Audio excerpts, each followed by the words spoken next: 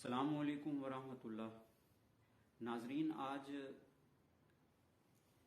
جس شخصیت سے آپ کی ملاقات کروانے والا ہوں وہ بہت دور سے یہاں تک آئے ہیں، کوئٹہ سے بہاولپور تک کا سفر کیا ہے، اور ڈاکٹر ادریس آفتاب صاحب کے ذریعے سے ان سے تعارف ہوا۔ یہ شخصیت اکبر خان صاحب کی ہے۔ ان سے ملوانے سے پہلے میں ان کی کتابوں کا تعارف آپ سے کروانا چاہتا ہوں۔ یہ بنیادی طور پر سفر نامہ نگار ہیں، تو 2 سفر نامے ان کے آ چکے ہیں۔ ایک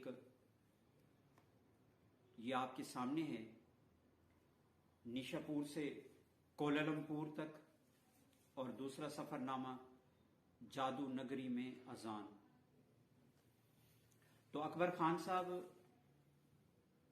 صرف نثر نگار نہیں، شاعر بھی ہیں، بہت اچھی شاعری کرتے ہیں، اور انشاءاللہ ان سے کچھ نہ کچھ سنیں گے۔ تو ابھی اکبر خان صاحب سے آپ کی ملاقات کرواتے ہیں، میرے ساتھ بیٹھے ہیں۔ السلام علیکم ورحمۃ اللہ۔ وعلیکم السلام۔ کیا حال ہے؟ آپ خیریت سے ہیں؟ بالکل، اللہ کا شکر ہے۔ کیسی طبیعت کیسی ہے؟ بالکل ٹھیک، بہترین۔ آپ کوئٹہ سے یہاں تک آئے، خوش آمدید۔ بہت شکریہ آپ کا۔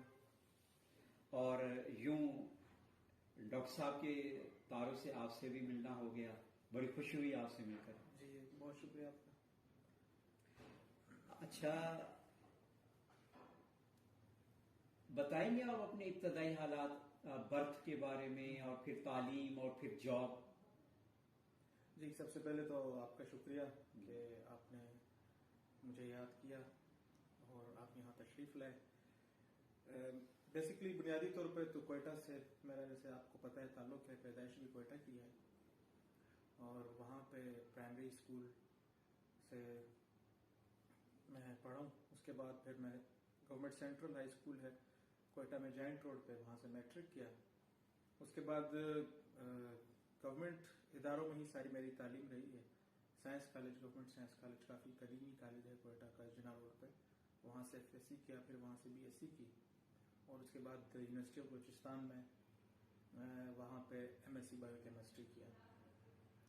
پھر اس کے بعد کچھ اس طرح کی میری جو ہے جاب رہی، مارکیٹنگ کی طرف میرا رجحان ہو گیا، اس میں پھر ایم بی اے مارکیٹنگ بھی میں نے کیا، اور اردو ادب سے چونکہ شروع سے ہی دلچسپی تھی، تو اس وجہ سے پھر ماسٹرز میں نے اردو میں پرائیویٹ طور پہ کیا۔ جی، تعلیم تو آپ کی سائنس کی ہے، اور نام پیدا کر رہے ہیں آپ اردو ادب میں۔ صحیح۔ تو کیسے اردو ادب سے کیسے لگاؤ ہو گیا؟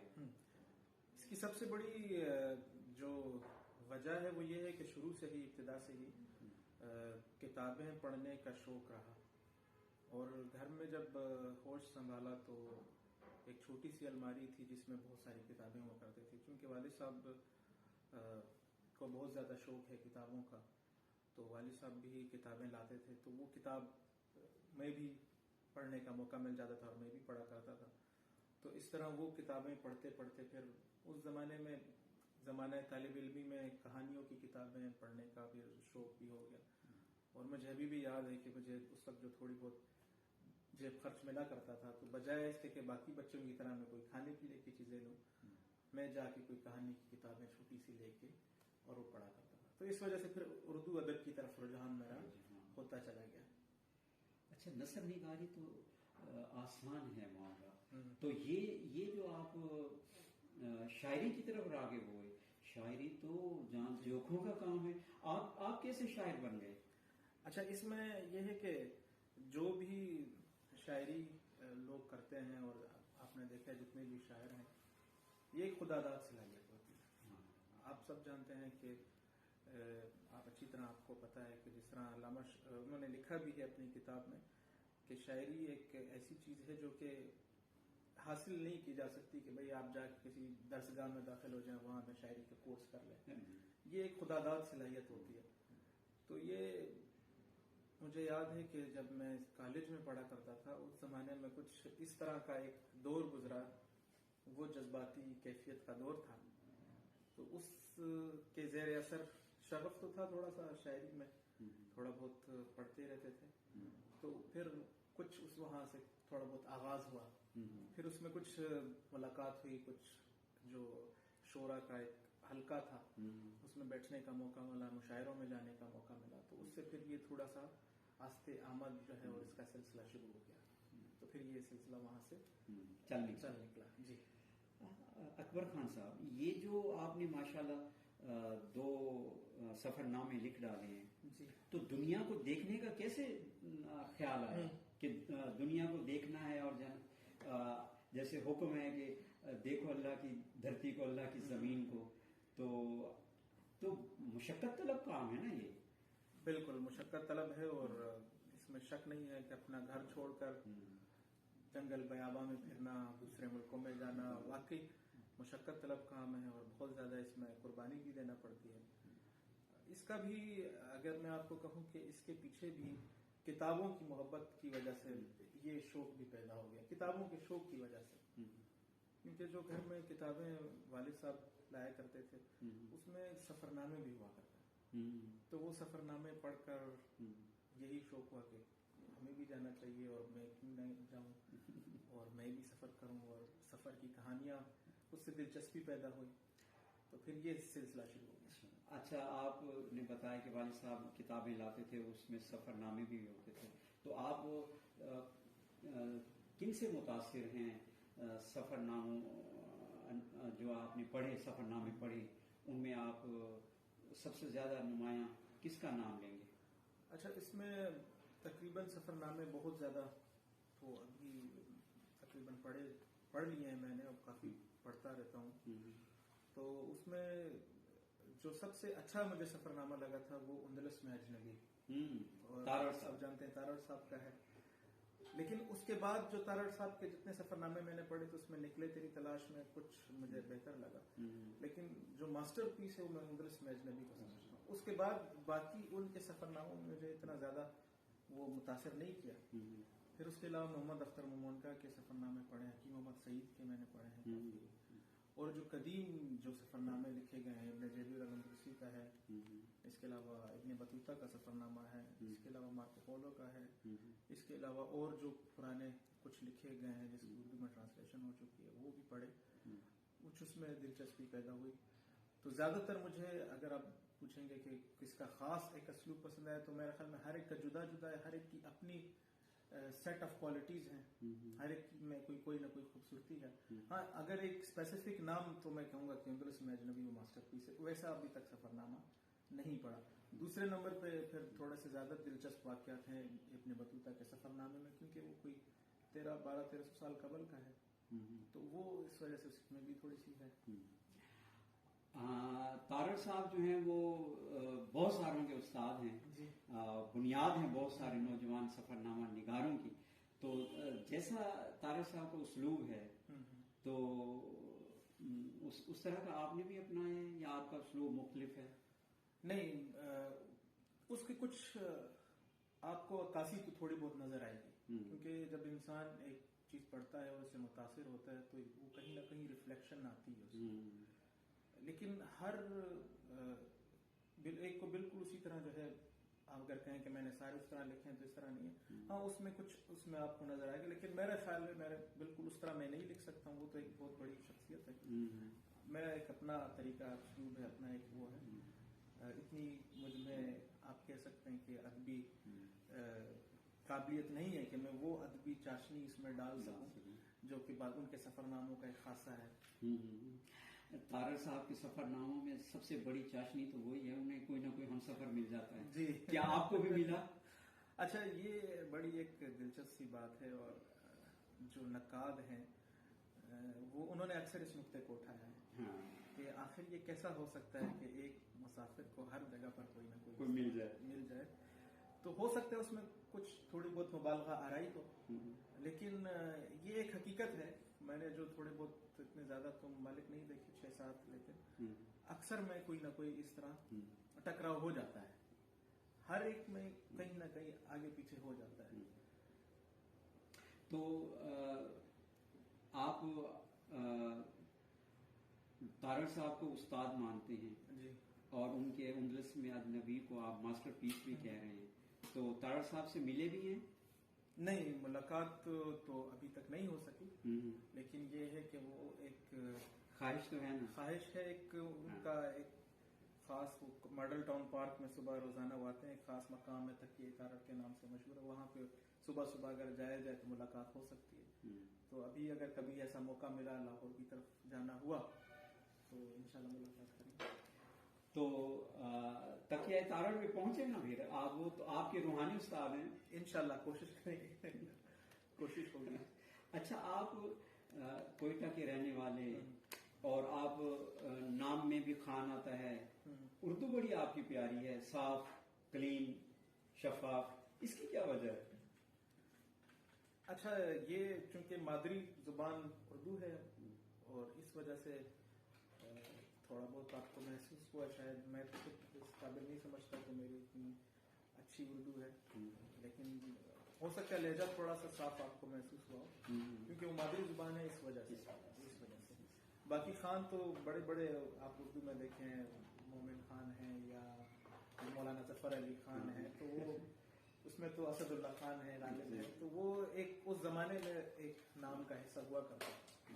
تو ہو سکتا ہے وہاں سے ہمارے نام کے ساتھ یہ چلا رہا ہے، لیکن جب سے ہم نے ہوش سنبھالا تو اینسسٹرل ہمارے نام کے ساتھ، یہ دادا کے ساتھ، پردادا کے ساتھ. اکبر خان صاحب، آپ شاعر بھی بن گئے اور آپ نے جو ہے شاعری لکھی بھی ہے. کب تک شعری مجموعہ کب تک آ جائے گا؟ اچھا، یہ شاعری جو ہے اس میں کوئی جیسے پہلے بھی تھوڑا سا میں نے آپ سے ذکر کیا کہ آمد جو ہوتی ہے تو اس کو میں لکھتا جاتا ہوں، اس کو دکھاتا بھی ہوں، اصلاح بھی لیتا ہوں میں. تو اب میں وثوق سے کبھی نہیں کہہ سکتا کہ کب تک آئے گا، لیکن یہ ہے کہ میرے پاس ابھی اتنا مواد جمع ہو چکا ہے، بس اس میں تھوڑا بہت اس کو کسی اصلاح کی ضرورت ہے. پھر ہو سکتا ہے کہ کچھ عرصے میں، 1 سال میں، 1.5 سال میں کوئی شعری مجموعہ جو ہے منظر امکان ہے. جی بالکل، امکان ہے. آپ یعنی نثر نگاری میں زیادہ سہولت محسوس کرتے ہیں؟ اس میں میں سمجھتا ہوں کہ اس میں تھوڑا سا ابلاغ میرے لیے آسان ہے، اور شاعری میں جو ہے اس میں بھی اس کا ایک علیحدہ اس کا میڈیم ہے، اور اس کو بالکل آپ نظر انداز نہیں کر سکتے. لیکن یہ ہے کہ نثر نگاری ہو یا شاعری ہو، مقصد تو دونوں کا اپنے جذبات اور خیالات کا ابلاغ ہے، تو وہ کوشش کر رہے ہیں کہ ہم اظہار. تو آپ نے کالم بھی لکھے ہیں؟ جی ہاں، کالم نگار بھی ہیں آپ. تو وہاں کوئٹہ کا اخبار ہے؟ نہیں، یہ لاہور کا ایک اخبار ہے. ہمارے دوست ہیں، بڑے اچھے شاعر ہیں، نواب ناظم صاحب، وہ مشاعرہ بھی کرواتے رہتے ہیں لاہور میں، تو ان کے اخبار میں لکھتا ہوں. ان کا اخبار کا نام؟ ان کا اخبار ہے ڈیلی سسٹم اور بارڈر لائن، تو دونوں میں جو ہے کبھی اس میں یا کبھی اس میں. تو وہ اتفاق سے بس چونکہ حالات حاضرہ سے واقفیت کے لیے کالم پڑھا کرتا تھا، تو اس میں میں اکثر سوچا کرتا تھا کہ یہ بات اس طرح نہیں ایسے ہونی چاہیے تھی، یا یہ ایسے نہیں ایسے ہونا چاہیے. تو اس چیز کو وہ کرنے کے لیے، تھوڑا سا آزمانے کے لیے، کہ پھر میں نے لکھنے کی کوشش کی. تو ابھی یہ تھوڑے بہت لکھتا رہتا ہوں کبھی کبھار. اس طرح نہیں ہے کہ میں ایک تسلسل کے ساتھ لکھ رہا ہوں، لیکن یہ ہے کہ لکھتا رہتا ہوں. تو آپ کس شاعر سے زیادہ متاثر ہیں اپنے پرانی شعرا اور جدید شعرا دونوں میں بتائیں؟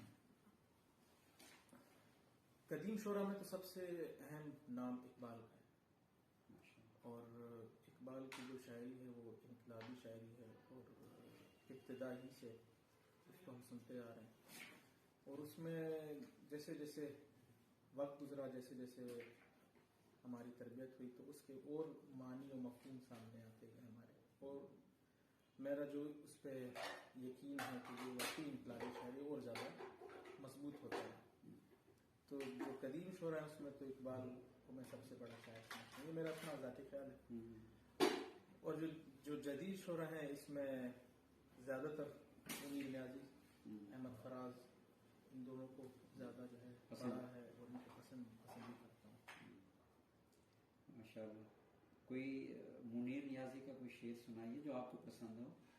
منیر نیازی صاحب کا جو ہے وہ بڑی مشہور غزل ہے کہ دل کی خلش تو ساتھ رہے گی تمام عمر, دریائے غم کے پار اتر جائیں ہم تو کیا, زندہ رہیں تو کیا ہے جو مر جائیں ہم تو کیا, دنیا سے خاموشی سے گزر جائیں ہم تو کیا. تو وہ مجھے زیادہ پسند ہے. اس کے علاوہ بھی کچھ اشعار ان کے ہیں. جی. احمد فراز, ان کا کوئی؟ احمد فراز کی شاعری جو ہے وہ کلاسیکی رنگ میں ہے. اور آپ جانتے ہیں کہ جب ہم ایک انسان کا ایک فیز ہوتا ہے تو جب ہم کالج میں پڑھا کرتے تھے اس وقت زیادہ اس کے اوپر ہم وہ کرتے تھے. تو ان کی بڑی غزل ہے مجھے بہت زیادہ پسند ہے احمد فراز صاحب کی, کہ جس کا ایک شعر یہ ہے کہ ہم نہ ہوتے تو کسی اور کے چرچے ہوتے, خلقت شہر تو کہنے کو خزانے مانگے. تو وہ مجھے زیادہ پسند ہے کہ دل کسی حال پہ کانے ہی نہیں جانے, فراز تم بھی مل گئے تو کیا اور نہ جانے مانگے, قربتوں میں بھی جدائی کے زمانے مانگے, دل وہ بے مہر کو رونے کے بہانے. واہ. اچھا اکبر خان صاحب, یہ آج کل کے جو رجحان ساز یا جدت طراز شاعر ہیں وہ تو اقبال کو تو اردو ادب میں جو ہے رکھنا پسند کرتے ہیں, مگر اقبال کی طرح شاعری کرنے والے کسی اور شاعر کو قبول نہیں کرتے. اس کی کیا وجہ ہے؟ پسند رکھنا کرتے ہیں, میرے خیال میں پسند بھی نہیں کرتے, وہ ان کی مجبوری ہے. مجبوری ہے, وہ نکال نہیں سکتے. ہاں, اقبال کو نکال دے تو باقی رہ کیا جاتا ہے. تو ہاں, یہ سوال تسلسل سے اٹھایا جاتا رہا ہے کہ غالب بڑا شاعر ہے یا اقبال بڑا شاعر ہے. میرے خیال میں یہ ان دونوں کی موازنہ جو ہے یہ آج کل کے زمانے میں تو ناممکن ہے. اور میرے خیال میں ان دونوں کی شاعری کا موازنہ جو ہے اس سطح پہ نہیں ہونا چاہیے کہ کون بڑا شاعر ہے اور کون چھوٹا شاعر ہے. صرف اس چیز کو دیکھنا چاہیے کہ کس شاعری سے جو احساس پیدا ہوا ہے اور اس میں کیا فرق ڈالا. تو اگر فرق کی آپ بات کریں تو میرے خیال میں جو فرق پڑا ہے وہ اقبال کی شاعری سے بہت زیادہ پڑا ہے. اس سے بہت زیادہ جو ہے لوگوں کی زندگیاں تبدیل ہوئی.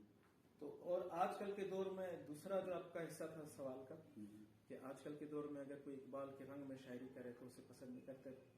میں اب تک یہ سمجھا ہوں کہ آج تک میرا نہیں خیال کہ کوئی ان کے قریب بھی پہنچا ہو اقبال کی شاعری کے رنگ پہ. تو ابھی تو اس طرح شاعری کرنا تو دور کی بات ہے. ہاں, اقبال ابھی تک اپنے پوائنٹ پہ, اپنے مرکز پہ اکیلے ہی ونر کی حیثیت منفرد ہیں ابھی تک. منفرد. جی. تو اقبال کی شاعری تو محض قرآن و حدیث کی تشریح ہے. اقبال کی شاعری میں سب سے بڑے ہیرو نبی علیہ الصلوۃ والسلام ہیں.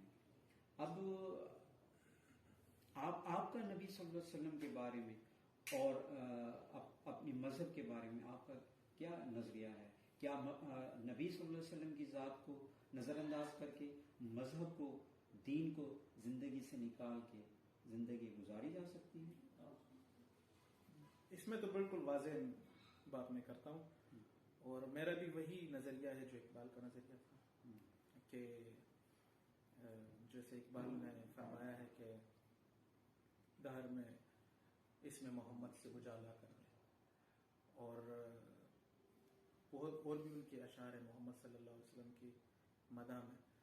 تو اگر اس چیز کو نکال دیا جائے زندگی سے تو میرا خیال ہے کہ پھر باقی کچھ نہیں بچتا. اور جیسے اقبال نے خود کہا ہے کہ جیسے وہ کہتے ہیں کہ قرآن مجید کے بارے میں نے کہا کہ اگر تم خواہی مسلمان زیستن نیست ممکن جزبہ قرآن زیستن. تو اگر مسلمان رہنا ہے تو پھر زندگی سے قرآن کو بھی نہیں نکالا جا سکتا. اور قرآن اور ہمارے درمیان جو کڑی ہے وہ محمد صلی اللہ علیہ وسلم کی ذات ہے. تو اگر وہ ذات کو ہم نکال دیں پھر تو وہ سارے نظام ہی خراب ہو جاتا ہے. تو بالکل میں ان کو بالکل جو ہے اس لحاظ سے آپ مجھے کہہ سکتے ہیں کہ میں इंतहा पसंद कह सकते हैं उस टर्मिनोलॉजी में, कि मैं उनको बिल्कुल जो है ना सही समझता हूँ कि जो इकबाल ने जिस तरीके से कहा है कि मोहम्मद से फातू ने तो हम तेरे हैं, ये जहाँ चीज़ है क्या लोग कलम तेरे हैं। और इसी तरह जो उनके जितने भी अशार हैं इकबाल ने मोहम्मद की सल्लल्लाहु अलैहि वसल्लम की शान में कहे हैं या जो कुरान मजीद के बारे में कहे, वो सब के सब मैं उनको समझता हूँ कि वो हमारे लिए, नौजवान नस्ल के लिए, तमाम लोगों के लिए एक रास्ता है, एक हिदायत का रास्ता है, एक रोशनी का, एक सच्चाई का रास्ता है। और बाकी जहाँ तक उनकी बात है कि वो शायरी जो है उनकी ज़्यादातर मजहबी रही, ऐसी बात नहीं है। शायरी के मुख्तलिफ अदवार में हैं उनकी शायरी आप देखें तो उसमें और भी क्लासिकी रंग भी नज़र आएगा। कहीं पे वो वतनियत की बात करते नजर आते हैं, कहीं पर वो वतन परस्ती को कहते हैं, ताज़ा खुदाओं में बड़ा सबसे वतन है, जो पीरहन इसका है वो मजहब का कफन है। तो वो अदवार इंसान की ज़िंदगी में हर एक की में आते हैं। एक हमारा ज़माना था, जो है हमारा ज़माना है, इसमें भी हम अदवार देखते हैं। तो मेरे ख्याल में उसको हम कैटेगराइज इस तरह नहीं कर सकते कि ये इकबाल का सिर्फ, वो लोग अपने मतलब की चीज़ें निकाल कर उसको इस्तेमाल कर रहे हैं। अच्छा, अब मरहला आ गया है कि आप अपनी शायरी सुनाए हमें। अच्छा आप तो जरूरी है तो कुछ एक दो अशार सुना देता हूँ। जी जी, आप एक दो नहीं पूरी गजल सुनाइए, बल्कि गजलें सुनाइए। नहीं, गजलें तो ज्यादा मेरे ख्याल में मेरे पास इस वक्त जो है दो चार कुछ अशार सुना देता हूँ आपको। जी नवाजिश। एक गजल है, इसके मतलब है कि वो सामने है रूबरू मेरे तस्वुरात में, वो सामने है रूबरू मेरे तस्वुरात में, रकम है सारे सिलसिले जहान बेसबात में, वो दूर मुझसे हो गया मेरा करार खो गया, ये गम तो कम हुआ नहीं मेरा किसी भी रात में। वाह वाह, फिर ये गम तो कम हुआ नहीं मेरा किसी भी रात में, वो मंजिलें वो रास्ते तमाम कैसे हो गए, अभी तो याद है जब उन्हीं की बात बात में। और शेर अर्ज़, ये तश्नगी ये बेबसी ये 4 दिन की जिंदगी, रहा है ना रहेगा गम जहान बेसबात में। और इसका कुछ आखिरी इसका मकता आपको सुना देता हूँ। मिला न रास्ता कोई अकबर तेरे मिजाज को, मिला न रास्ता कोई अकबर तेरे मिजाज को, वफा की राख रह गई जरा सी तेरे हाथ में। वाह, वो सामने है रूबरू मेरे तस्वुरात में, रकम है सारे सिलसिले जहान बेसबात में। माशाअल्लाह माशाअल्लाह। अकबर साहब, आपने जो ये मुख्तलिफ मुल्कों में आप गए हैं जी, थाईलैंड, मलेशिया, ईरान और फिर श्रीलंका, तो आपके इन असफार में कोई ऐसा वाक़या जो नाकाबिले फरामोश है? कोई ऐसा कोई ख़ास ऐसा वाक़या तो नहीं है कि जो बिल्कुल ज़्यादा तहय्युर ख़ेज़ हो और ज़्यादा नाकाबिले फरामोश हो। हाँ, अलबत्ता छोटे छोटे वाक़यात चंद इसमें हैं ऐसे जो मेरी किताब में लिखे हैं। तो इसमें से सिर्फ एक वाक़या मैं आपको सुनाता हूँ कि ये अभी जो मेरा श्रीलंका का सफ़र था, तो मैं जब वहाँ पे उतरा कोलंबो एयरपोर्ट पे, तो मैं अकेला चूँकि तन्हा सफ़र कर रहा था। तो रात के 9:30 बज रहे थे उस वक्त। तो वहाँ पे मेरे दोस्त ने बताया था कि आप जैसे एयरपोर्ट पे उतरोगे आप बाहर चले जाना, वहाँ पे बस खड़ी होती है, वो आपको सिटी सेंटर ले जाए, क्योंकि वहाँ से शहर कोई 11-12 किलोमीटर दूर है।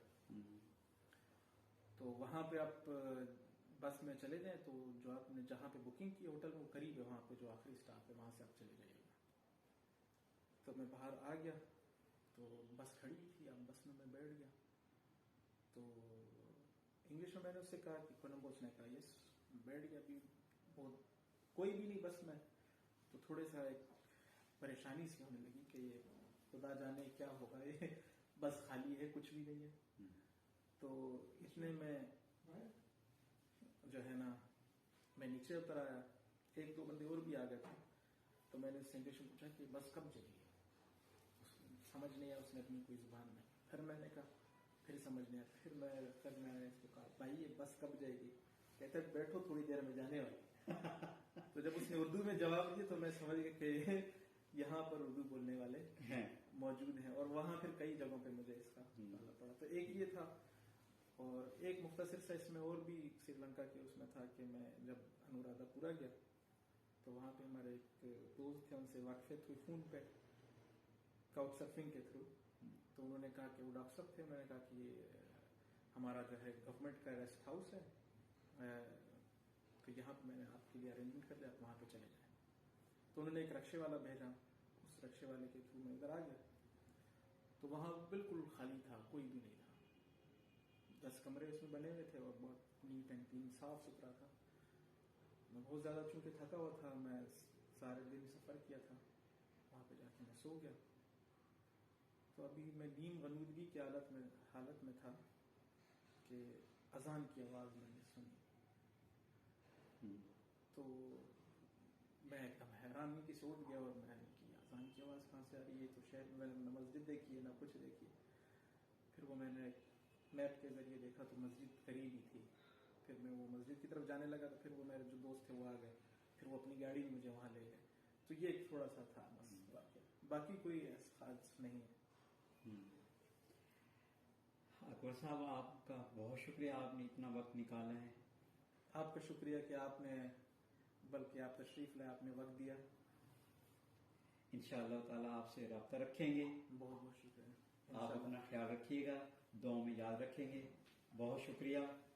اللہ حافظ. اللہ حافظ. بڑی مہربانی سر. اگر آپ نازش